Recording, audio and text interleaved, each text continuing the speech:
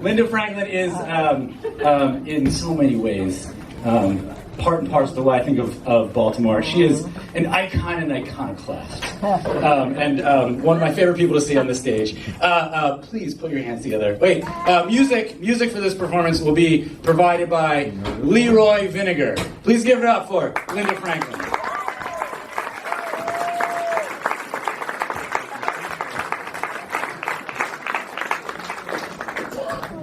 Last year I did Grace Slick, and I almost fell off the stage. Can everyone hear me? Yeah. Boy. Anyway, so today, because I can't memorize anything anymore, I found this book called Time for Reflections, and so I'm going to pretty much read my performance, but I'm going to try to make up stuff also. The name of this is La Puella Est of the 61st Declension. Did any of you take Latin in high school? In 1957 and 1958, I was a 16-year-old senior in high school in Toledo, Ohio, and the daughter of librarians. I have many memories, very few of them good. The only thing I really remember from Latin class is La Puella Pulcra, which means the young girl is beautiful, and no one thought I was. And my nicknames were Buns because I had a very large behind. La Puella has magno ludibrio. Who of you took Latin? Yeah. Flatty, because my bra was a size 28 3A, which is like putting doilies on a pancake. La Puella esta plena. Bigfoot because my shoes were 11 AAA. And these are my original high school loafers. 1957. All right.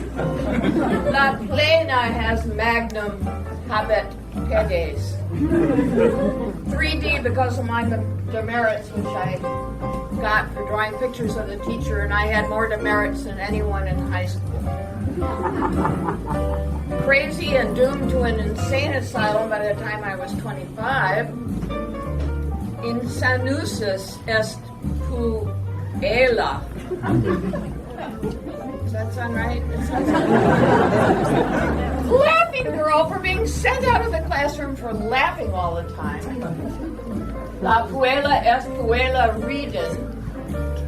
And finally, Frankenstein.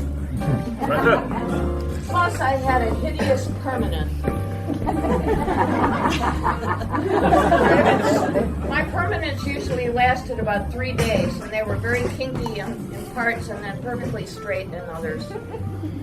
Plus, I played with 13 and 12-year-olds in the neighborhood, and we had a castle. We played the Knights of Lynnhaven Castle, and I was the head knight.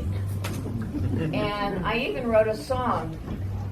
We are the Knights of Lynnhaven Castle, bravely we, and that's where I forget all the words. Oh, and proudly also. Plus, in home ec, I made a skirt out of curtain material. And then I made another skirt out of basket weave wool, and I embroidered with yarn flowers growing up the side seams. God, when I think about it. Also, my column for the school newspaper was called Platter Chatter, and I only wrote about the music I liked, which was Joe Tex, Fats Domino, the Platters, Ola Tunji. I was really big on drums. Bo Diddley, Aretha Franklin, who was actually born a year after I was in Memphis, and I was also born in Memphis. Little Stevie Wonder, Laverne Baker, and B.B. King. And guess who I hated? No, I liked Elvis because he was from Memphis also. And I sat on his motorcycle once. I know. There's a picture of me sitting on his motorcycle. It was very exciting. I hated Frank Sinatra, Frankie Lane, Harry Como, Dean Martin, Patti Page, and Doris Day, except for how much is that dog? What the veggie tail? Because I really loved dogs. Not only that, I had really hairy forearms.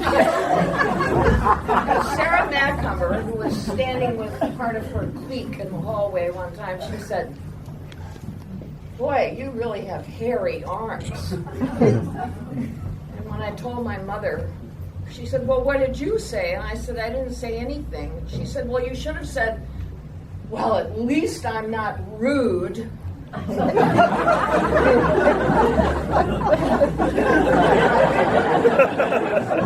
mother had lots of wonderful advice. Every year we had to change the hem in our skirts because it changed every year, and fashion did. So sometimes it would have been down here, and sometimes it would have been up here. And I would stand on the footstool, and my mother would sit on the floor, and she'd pin my hem. And then I would do the same for her. And one year I noticed when I looked in the mirror before going to school that my hem looked a little crooked. And I wondered whether it was because of my big behind, you know.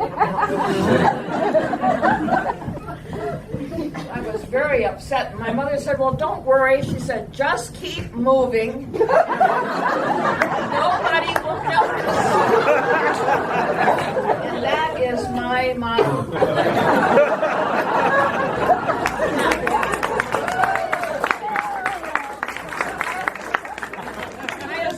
I liked wearing turquoise and red together, and I noticed I was so thrilled.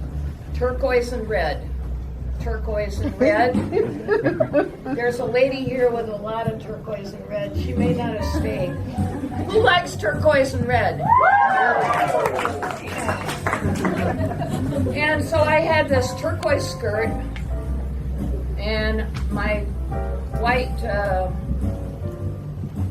Bobby Brooks blouse. I couldn't find one at the thrift store, so I just drew the Peter Pan collar.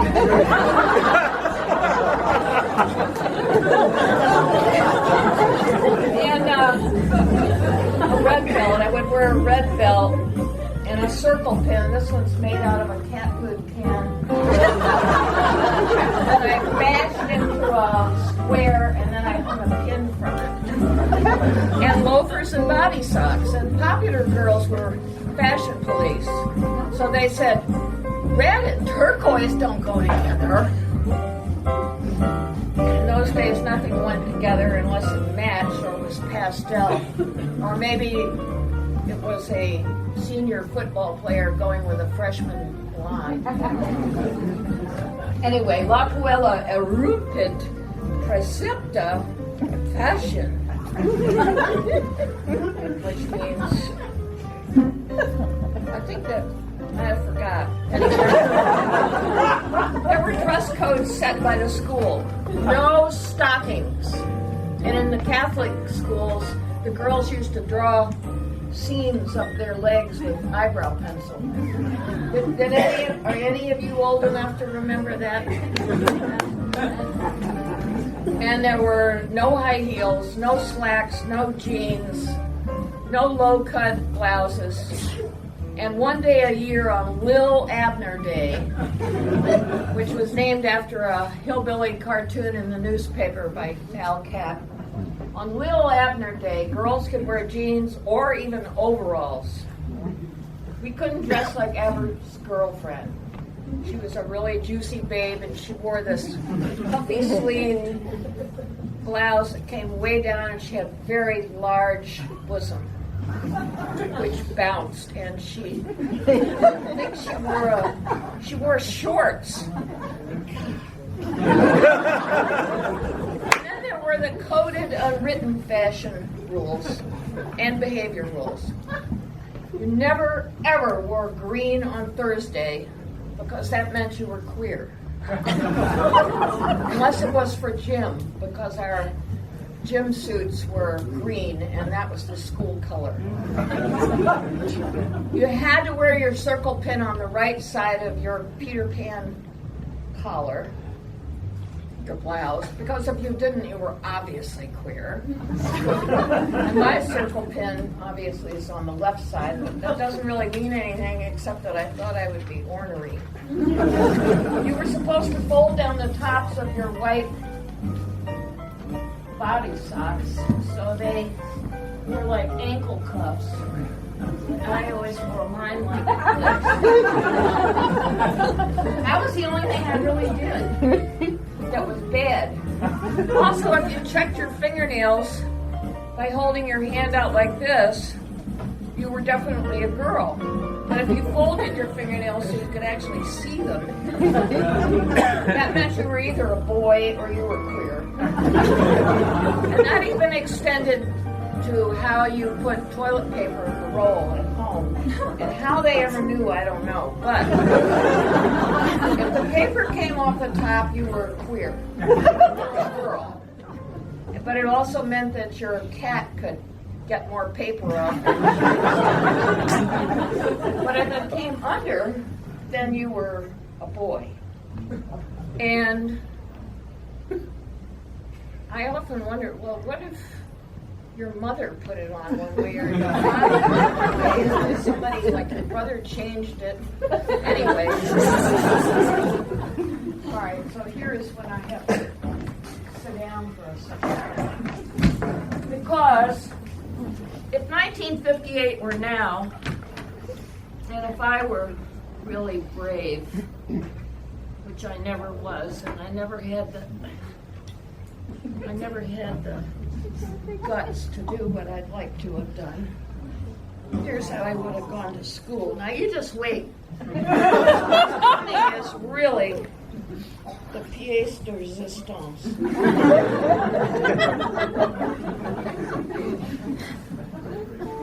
By the way, these are not only called suspenders, but also braces. So, brace yourself. All right. Now don't look at my ugly feet. I really do have very ugly feet.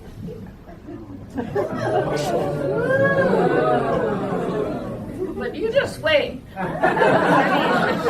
mean, this is going to be so exciting, you're just not going to believe it.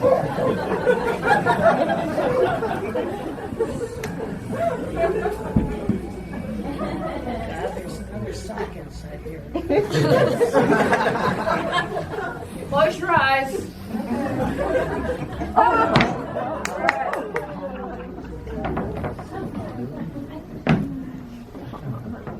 Now the record they're supposed to be playing, guess what it's called? Big Shoes.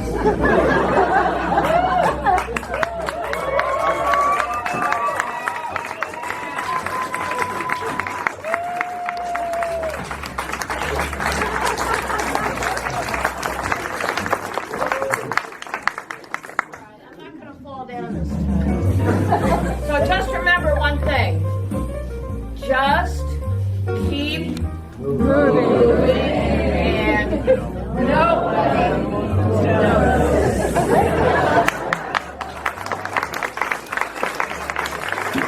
Linda Franklin, everybody!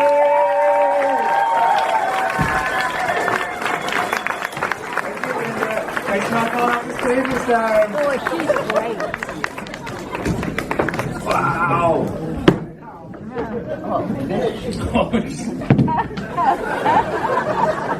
Please don't give her deck of cards.